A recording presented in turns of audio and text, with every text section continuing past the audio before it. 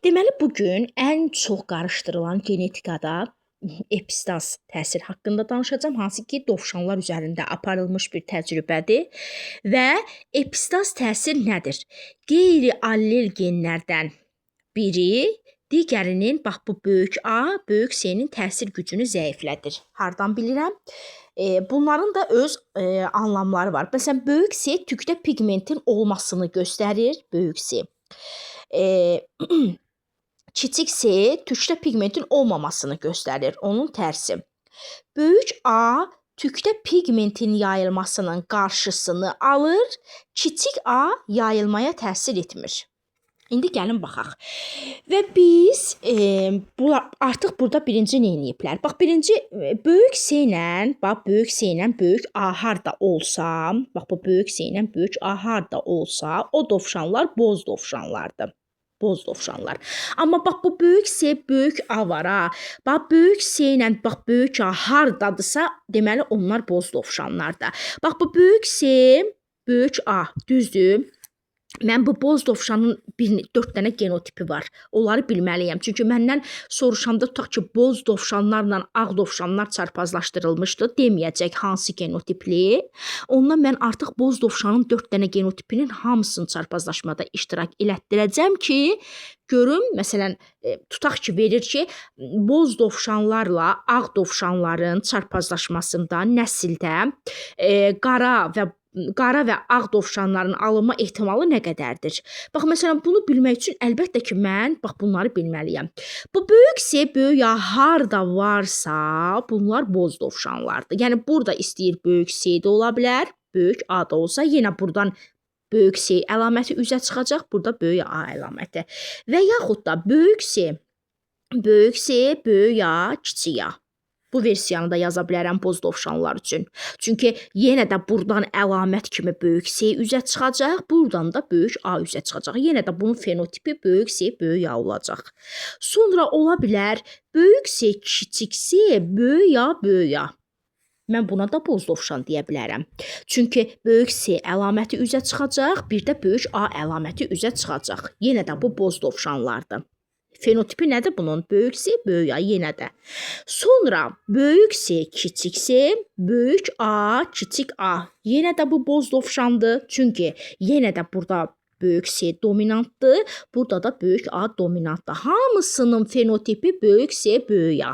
Bunun da fenotipi böyük C, böyük A. Bunun da fenotipi böyük C, böyük A.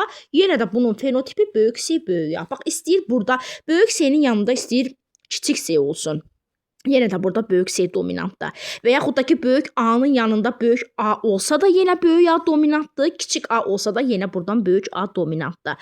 Ona görə, bax, bizdə məsələdə ən çox məsələlərə baxacağıq, indi epistaz təsirinə aid boz dovşanları soruşanda, ola bilər ki, versin, tutaq ki, bu genotipli boz dovşan və ya bu və ya verməsə, artıq sən bunların hamısını çarpazlaşdırmalısan. Amma ikinci əlaməti mütləq verməlidir, ağ, qara.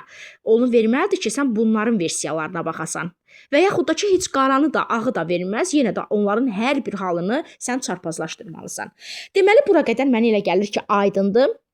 İndi keçirəm, bu boz dovşanları bildik. Yəni, böyük C ilə böyük A, iki dominant gen harda bir yerə gəlirsə, deməli, bu dovşanlar boz dovşanlardır və onların da bildik ki, 4 növdə genotipi mövcuddur. İndi, bax, bu böyük C, kiçik A ilə bir yerə gələndə, sırf böyük C geni, kiçik A ilə bir yerə gələndə bu dovşanlar olur qara. Qara. Böyük C nə idi? Tükdə pigmentin olması. Kiçik A yayılmaya təsir etmir.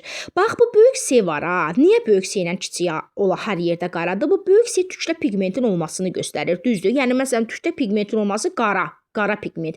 Bu kiçik A bunun yanında olsa nə olacaq, olmasa nə olacaq? Çünki bu onsuz da yayılmaya təsir etmir. Yayılmaya təsir edən böyük C-nin yanında olan, bax, tükdə pigmentin yayılmasının qarşısını alır. Məsələn, artıq o, belə deyək də, böyük C-nin yanında o böyük A ki olur, ha. Bax, o artıq böyük C tutaq ki, qara rəngdir. Böyük A onun yanında olanda artıq o tam qara ola bilmir də. Çünki pigmentin yayılmasının qarşısını alır, çevrilir boz rəngə. Ona görə böyük S, böyük A harda varsa bu dovşanlar boz olur. Amma kiçik A böyük S-nin yanında olanda əlbəttə ki, bu dovşanlar qara olacaq. Çünki bax bu nə rəngidirsə, o rəngə bax bu təsir eləmir axı, bu yayılmaya təsir eləmir. Bunun yanında ha bundan olsun. Ona görə də artıq bunun gəlin genotiplərini tapaq. Bax böyük S, kiçik A ola bilər, qaranın genotipi ola bilər. Böyük S, kiçik. Məsələn, burada yenə dominant böyük S-dir, birdən də kiçik A. Gördünüz? Böyük S, kiçik A. Və yaxud da ola bilər böyük S, kiçik A. Yəni burada böyük A ola bilməz. Ola bilməz. Çünki böyük S ilə böyük A bir yerə gələndə boz dovşanlar alınır. Ona görə böyük S ilə mütləq kiçik A bir yerdə olmalıdır. Amma yenə variant burada 2 ola biləcək də, versiya 2 olacaq qara üçün. Ya böyük S-nin dominant halı, ya da böyük S-nin heterozigot halı kiçik S ilə. Burada da 2 versiya var. Yəni qara dovşanın 2 versiyası var. Bəli, bizdən qaranı soruşsa, ya versə məsələdə verəcək ya bu genotipi, verməsə deməli bunun hər iki halını çarpazlaşdıracağıq. Sonra ağa baxaq. Ağda 2 dənə kiçik S resessivi bir yerdə olmalıdır ki, ağ dovşanlar üzə çıxsın. Bax, bu 2 dənə kiçik S bir yerdə olmalıdır. Böyük S burada olmur. Bax, kiçik S nə idi? Tükdə pigmentin olmamasını göstərir. Bu ağ albinoslardır. Albinos ağdır. Məsələn, tükü də ağdır, saçı da ağdır, dərisi də ağdır. Ağ albinosdur. Bu ağda rəng olmur axı. Bu kiçik S. Bax, görürsünüz, kiçik S tükdə pigmentin olmamasını göstərirsə, deməli, kiçik S. Bax, burada istəyir ki, məsələn, bunun variantları nə ola bilər? Baxın, bu ola bilər böyük A, kiçik S, böyük A, kiçik S, kiçik S, kiçik S. Bunun da 3 dənə versiyası ola bilər ki, 3 versiya albinosdur. Bəli, albinos dovşanlar, yəni ağ dovşanlar. Baxın, böyük A nədir? Tükdə pigmentin yayılmasının qarşısını alır. Bax, bu böyük A var ha. Burada rəng yoxdur axı. Bu böyük A nəyin yayılmasının qarşısını alacaq? Tutaq ki, böyük S-yə biz qara demişdik ki, qara rəngdirsə, böyük A-nı onun yanına qoyanda qara rəngin yayılmasının qarşısını alacaq. Yəni onun rəngin açıqlığa doğru aparacaq. Həmin dovşanlar boz olacaq. Amma gəlin bura baxaq. Bu kiçik S tükdə pigmentin olmamasını göstərir. Böyük A-da tükdə pigmentin yayılmasının qarşısını alır. Bu böyük A-nın burada olsa nə olacaq, olmasa nə olacaq? Onsuz da burada bir pigment rəngi yoxdur. Bu ağdır. Bunda yoxdur pigment. Ona görə bu nəyin qarşısını alacaq? Yəni bir yerdə olanda yenə də ağ əmələ gələcək. Və ya böyük A-la kiçik A, kiçik S bu genotipdə də ola bilər. Kiçik A yayılmaya təsir etmir. Bəli, bu da ola bilər də bunun yanında. Çünki burada pigment var ki, yayılmasına təsir eləsin. Bu burada olsa, bu kiçik A bununla bir yerdə olsa da yenə bu ağ rəng olacaq. Ona görə də ağ rəngində 3 genotipi mövcuddur. Yəni burada böyük S ola bilməz. Böyük S çünki tükdə pigmentin olmasını göstərir. Burada pigment yoxdur. Və ya bəli, böyük S burada ümumiyyətlə olmaz. Bu versiyalar ancaq budur. Yəni qısacası. Bax, boz dovşanlardan danışanda 4 dənə versiyamız əmələ gəldi. Ağ dovşanlardan danışanda bizim 2 versiya oldu. Daha doğrusu üzr istəyirəm, qara dovşanlardan danışanda bizim 2 versiyamız oldu. Bir də ağ dovşanlardan danışanda cəmi 3 versiya. Bəli, indi keçək nəsildə çarpazlaşdırmanı necə aparıblar. Bax, birinci boz dovşanla F1 nəslində. Bax, F1 nəslində boz dovşan, böyük S, hər iki əlamətə görə, hansı dovşanı götürüb, hər iki əlamətə görə homozigot olan dovşanla albinos ağ dovşanı. Kiçik S. Bax, hər iki əlamətə görə homozigot, hər iki əlamətə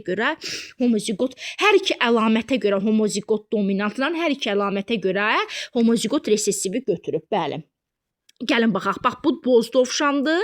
Bu da nədir? Ağ dovşandır. Bunları çarpazlaşdırıb. Bu verib nəsildə böyük S, böyük A. Bu da verib kiçik S, kiçik A. Onda bax, bunları biz belə eləyə bilərik. Böyük S, böyük A, kiçik A. F1 nəslində alındı boz dovşanlar. Hamısı boz dovşan.